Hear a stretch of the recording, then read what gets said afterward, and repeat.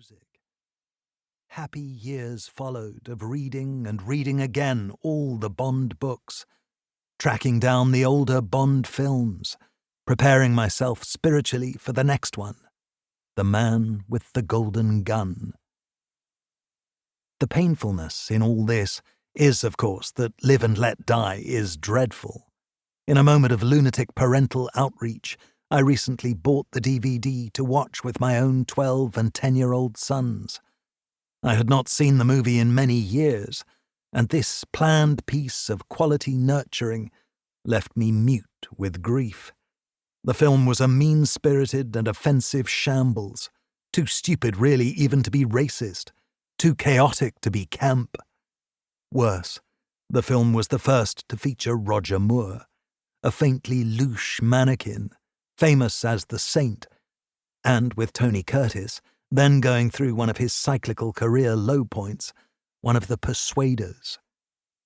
Moore was to spearhead the progressive degeneration of Bond over a further 7 films. Now I can see that I encountered and fell for Bond at the precise point, 1973, when he was spiraling out of control.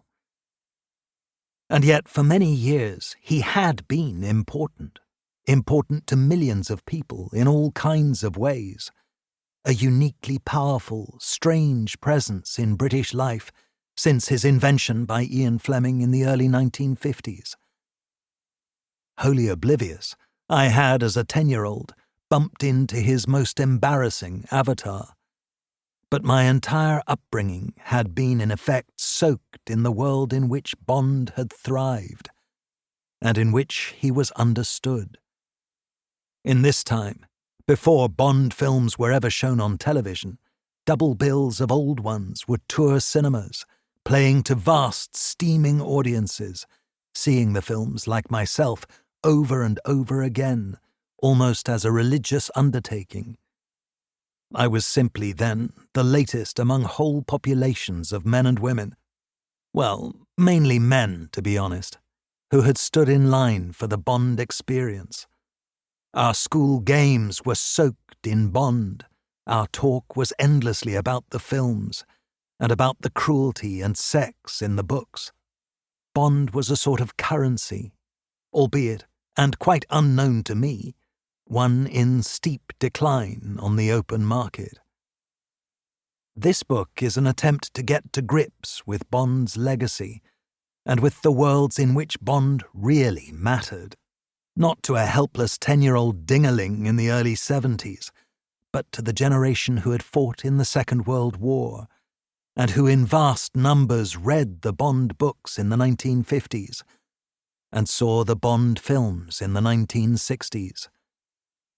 I hope to explore with reasonable seriousness the trauma faced by Britain in the 1940s and after, a far smaller trauma than that of mainland Europe, but profound nonetheless, and one that could have been terminal. The link between Bond's invention and his overwhelming success and the horrors faced by Britain from 1939 onwards are close and interesting. Ian Fleming, a cynical upper-class waster galvanized by and briefly endorsed by the emergency of the war, reacted to the gradual but sometimes vertiginous implosion of Britain when the fighting had ended by creating the Bond books. These proceeded to find their vast niche as part of a general right-wing reaction to the humiliations and failures of British life. I want to recreate some of the stifling British obsession with the Second World War, which still cannot be shaken even today, but which once permeated all aspects of life and was dominant throughout my own childhood. Toys, films, novels, memoirs about the war were everywhere, and through them strode James Bond, the secret hero who calmly carried the values of that war through a treacherous and ungrateful Cold War world. Inevitably, this book must lean heavily on a sort of ancient archaeology. Here are the remains of a doorpost, here a possible site of cult ritual.